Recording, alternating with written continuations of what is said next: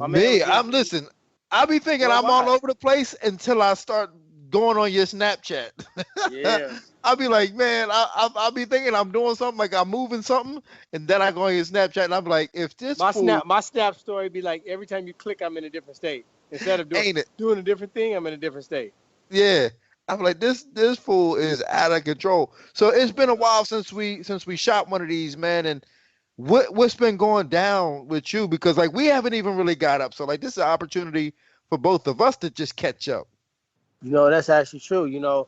Since the last time we spoke, I just signed to do a show on TMZ. So make sure you guys check that out. It's called The Hollywood Beatdown with Tyron Woodley. It's my own show. I've been on my own show for a very long time. So this is a great start. So you can go to the TMZ Sports, either their Facebook page or their YouTube channel. And this is going to be live every Friday. So every Friday, once a week, you'll get me talking, I got a segment on there called On the Real Though. That's when they just let me just go off. Like this Okay. week, hey, on the real though, this how I'm feeling. This how I feel about this topic. We got a top 5 list of, things that are really hot topics right now. Then we got a portion called Who Could Get It. If I was giving it, then blah blah blah could get it.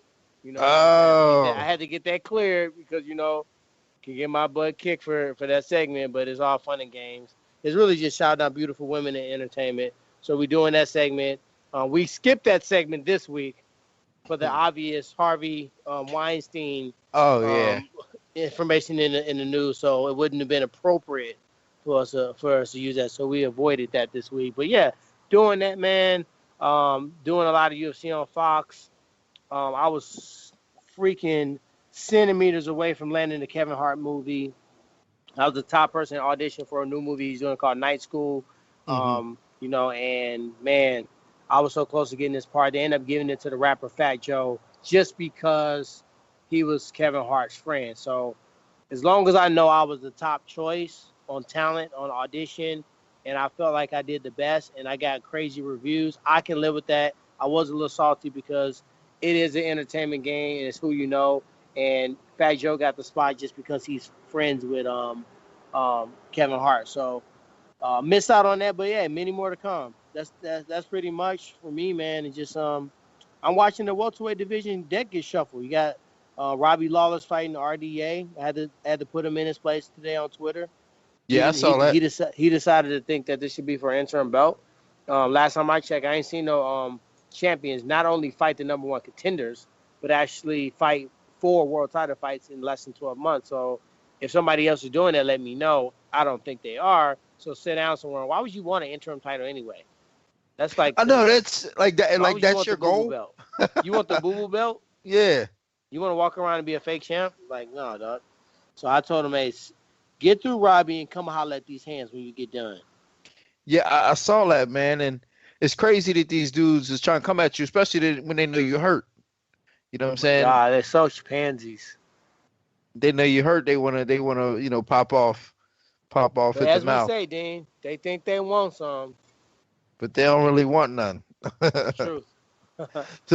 So, how did you land that TMZ gig? Was you just like out in LA, or because I know like you have like a solid relationship with them as far as like whenever they come to do interviews, I know that you know all them dudes and like you get along with them and you're easy to work with. Like, did they just say, hey man, listen, you should have your own show, or how the hell did that work out?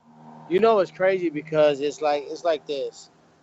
One thing that I love when someone picks me up based upon my skill, my talent, and what they see in me. Sometimes it's frustrating at times when I feel like the UFC, you know, they're promoting the wrong guys at times. The people that haven't proven themselves yet, the people that haven't consistently been professional to make weight, the people that have been abusing PEDs. When you got basically a person that's done all the work for you, that all he needs is just a little jumper cable, boom, boom, boom, to catapult him to stardom. And the owner Harvey came up to me. He said, "Man, you're my favorite analyst on Fox. You got a really good look for television. You're really talented. You got a great future in TV, man. I just want to come up to you personally and say that." Harvey, the guy that owns Yeah, TMZ, said that. And no then it was kidding. his idea. He sat down with Evan, and those guys say, you know what? Out of all the guests we bring in for the show that are like guest hosts, he's the best. Why don't we just do a show with him? So then we put it to a contract, got it done, and There we go. I hear that, but see that's the thing, man. And like, you've always been such a prolific hustler, and I always use you as like the role model and of who fighters should follow when it comes to like, what are you doing when you're not in the room training? Because all these guys, they spend all this time training. It's almost like they train too much for where they're at. And a Yeah. lot of times I feel like they're training so much and they're not doing anything to help brand themselves or market Yeah. themselves and create their brand. I'm always like, dude, like if you guys had if you knew how much Tyron puts into his brand and puts into his craft outside of fighting, you guys would be amazed, especially compared to what they do, because most fighters don't do anything. I'm like, man, y'all need to get it together. Yeah, and a lot of people just don't understand that it is a lot about branding. You got to find a balance, which I haven't found. You're never really going to find a perfect balance, but you got to continue to search and find it, because it is about branding. It is about your image. It is about how many people you can get excited or want to see you get beat up. Either way you go, you got to have people want and they care and invested. And if you can do that, then you become a household name. And now you got to still have the skill set, still have, the strategy and the look to go out there and put on the performances and back up what you say. So it's hard. That's why Conor McGregor became such a big star, because he didn't do it every time, but 70, 80% of the time, he backed up what he said, and it made him to be this crazy superstar, because people just are looking to be entertained. They're looking for a story that they can believe in and somebody they can get behind, and they don't care if it's half baked. You know what I mean? They're willing to accept it, and fighters see that rubric and they think they can just do that. Well, you can't just do that, brother. You got to have the credentials. You got to be in position to fight for a title, and you got to have the skills. And when you don't have those and you're trying to do that, you make yourself look stupid. And that's my issue with the sport right now. Yeah, yeah, yeah, no doubt about it. And like, because it's like some at some point the sport changed from like, really about who was the best. And if you was the best, and you good chances, you're probably gonna make more money than everybody else. But something happened along the lines where it was like no longer about who was the best. It was really kind of like who can get the most eyeballs on them, and what do you got to do that. And again, and I really don't think there's nothing wrong with that, honestly. I mean, it also keeps you, versatile as a human being, that you have other skill sets outside of fighting. And when you can exploit that, then yeah, you're gonna have better And you chances. gotta have other skill sets outside of fighting. And even if it's transition into a coach and owning a gym, or if it's get into real estate and use it a lump sum of money that you make in fighting to try to invest it. You got to think about setting yourself ahead. It's not a sport. Maybe a handful of guys. Maybe you'll see 10 guys total over the next 10 years that make enough money to actually retire from fighting. You won't be that guy that do that.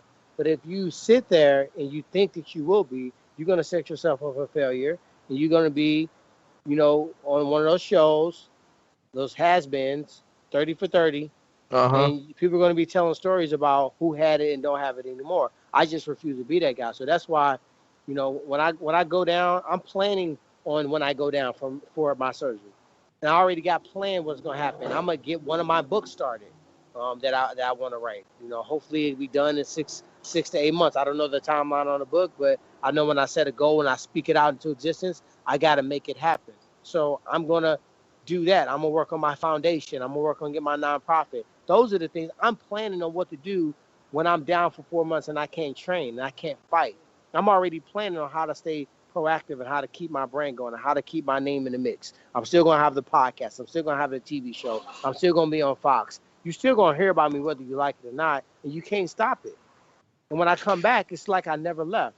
And whoever's there, whoever ready to get these hands, because everybody think they want it right now. All these gun bumping welterweights. You know what I mean? I remember having respect for my guys. I remember having respect for the guys that were in front of me. I remember earning it. I remember working my way up to the top, fighting the fights. And a lot of people think I waited. That's the silliest shit ever. I waited. Like, I had an injury and I had to take off from a 10-pound overweight opponent that I broke my foot in the first round, the first kick. And then I had an opponent not, not even come to the fight. And Yeah, then I yeah, was told yeah. I was getting the title fight and I was waiting on that. So, like, it's funny when people don't recognize my journey and how long it's been, not just for me, but for